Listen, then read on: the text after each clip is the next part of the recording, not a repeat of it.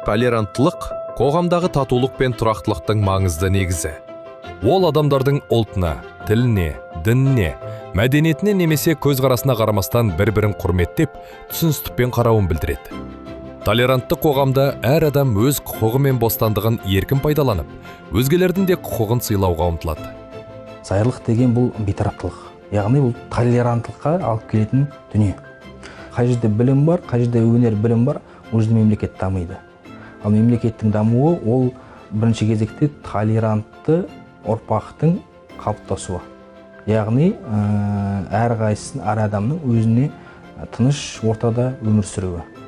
Ал қай жерде фанатизм, деструктивті идеялар, өзге дін өкілдеріне деген төзімсіздік болса, ол жерде тек қана хаос болады. Қазақша жақсы сөз бар ғой, парасаттылық бар жерде фанатизм деген болмайды деп.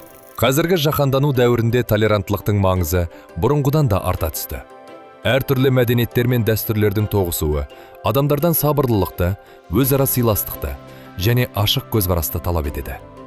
Өзгенің пікірін тыңдай білу, дау-жанжалдың алдын алып ортақ келісімге келу толеранттылықтың басты көріністері. Бізге халыққа, бізге не керек?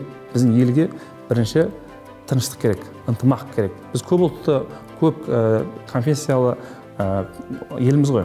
Сондықтан сол көп ұлттыға біз толерант сақтай білеміз. Отанымызда, біздің жеріміз өмір сүріп жатқан халықтарға біз ынтымақты болайық, бірлікті болайық, олардың да жан дүниесін түсінейік, олардың да мәдениетінің дамуына, олардың да тілінің дамуына үлес қосайық деген секілді нәрселер жұмыстар жүріп жатыр. Қазақстан көп ұлтты және көп конфессиялы мемлекет. Елімізде түрлі этнос пен дін өкілдері бір шаңырақ астында тату-тәтті өмір сүріп жатыр. Осындай қоғамдық келісім мен бірлікті сақтау үшін әрбір азамат өзара сыйластық қағидаттарын ұстанып, құрмет пен сенімді нығайтуға үлес қосуы қажет.